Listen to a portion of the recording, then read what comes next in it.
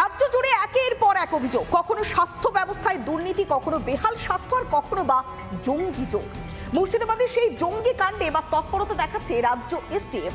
এবার তলব করা হয়েছে হরিহরপাড়া থেকে ধৃত জঙ্গি মনিরুল শেখের একজন প্রতিবেশীকে। গোয়েন্দা সূত্রে খবর, মনিরুলের থেকে পাওয়া তথ্যের ভিত্তিতেই ডাকা হয়েছে ধৃত জঙ্গির ওই পড়শিকে।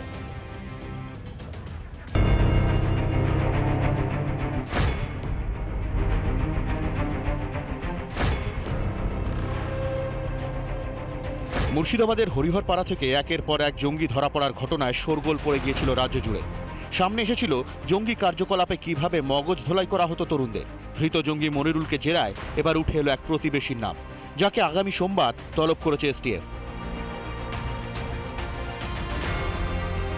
গোয়েন্দা সূত্রে যেটা জানতে পারা যাচ্ছে, মনিরুল শেখকে গ্রেপ্তারের পরে তার যে মোবাইল ফোন, সেই মোবাইল ফোনে কল লিস্ট থেকেই কিন্তু এই রফিকুল ইসলামের খোঁজ পাওয়া গিয়েছে এবং তার সঙ্গে মনিরুল শেখের যোগাযোগ থাকতে পারে বলে গোয়েন্দারা এখনো পর্যন্ত মনে করছেন এবং সেই জায়গা থেকে দাঁড়িয়ে তাকে জিজ্ঞাসাবাদ করাটা অত্যন্ত প্রয়োজন বলে মনে করছেন গোয়েন্দারা। মানে আমি চাষি লোক, মেশিন খারাপ হলে ওই মোবাইলটা হয়তো ছিল, 5 বারও ফোন করতো, 2 বারও ফোন করতো, এরকম ফোন করে কি বলতো, কিচ্ছু বলতো না।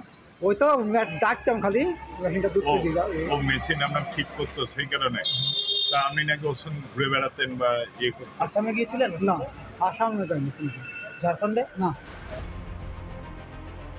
গোয়েন্দা সূত্রে খবর, রফিকুল ইসলাম পেশায় কৃষিজীবী। হরিহরপাড়ায় পেঁয়াজ চাষ করেন রফিকুল, আর পেঁয়াজের বীজ কিনতে অসমে যেত জঙ্গি মনিরুল। মনিরুল শেখ, যাকে জঙ্গি সন্দেহে গ্রেপ্তার করা হয়েছে, সেও কিন্তু পেঁয়াজের বীজ কেনার জন্য সে কিন্তু আসামে যেত। সেক্ষেত্রে দাঁড়িয়ে সেখানে পৌঁছে এই পেঁয়াজের বীজ কিনতে যাওয়ার পর আসামে গিয়ে সেখানকার যুবকদের মগজ ধোলাই করে জঙ্গি সংগঠনের সঙ্গে যুক্ত করতো এই মনিরুল শেখ। মিনারুলের বাড়িতেও ঘন্টার পর ঘন্টা বসে থাকা বা মিনারুলের সাথে কোথাও যাওয়া, দেশ বিদেশে যায়নি কিন্তু। তবে জঙ্গি কার্যকলাপে রফিকুলের যোগ আছে কিনা সেটাই এখন খতিয়ে দেখতে চায় এসটিএফ। মনিরুলের সঙ্গে কি সম্পর্ক তাও যাচাই করতে চান গোয়েন্দারা। মুর্শিদাবাদ থেকে ইন্দ্রাশিস বাগচির রিপোর্ট, রিপাবলিক বাংলা।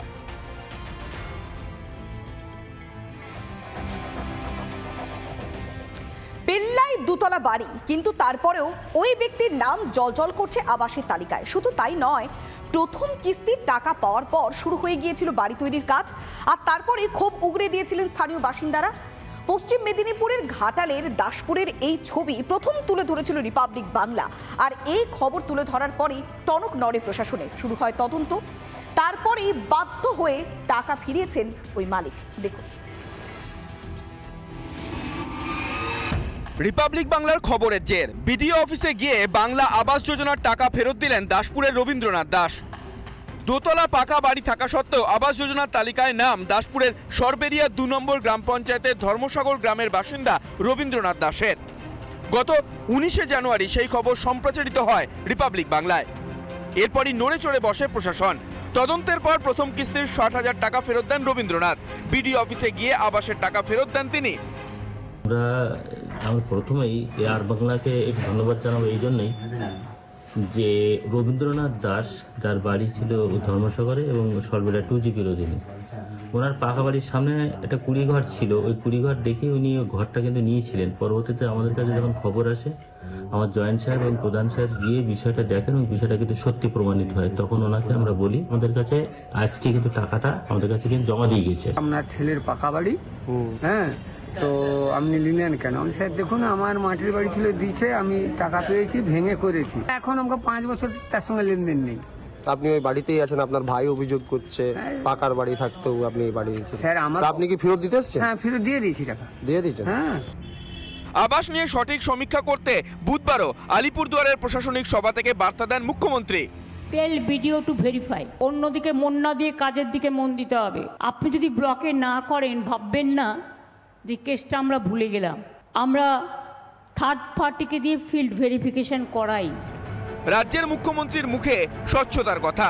তাহলে বাংলা আবাস যোজনার সমীক্ষায় বারবার কেন উঠে আসছে অযোগ্যদের নাম? তাহলে কোথায় স্বচ্ছতা? রিপাবলিক বাংলা। নানা ধরনের কন্টেন্ট দেখার জন্য লাইক করুন, শেয়ার করুন আমাদের ফেসবুক পেজ, সাবস্ক্রাইব করুন আমাদের ইউটিউব চ্যানেল। পাশাপাশি অন্যান্য ব্রেকিং নিউজের জন্য অবশ্যই চোখ রাখুন রিপাবলিক বাংলায়।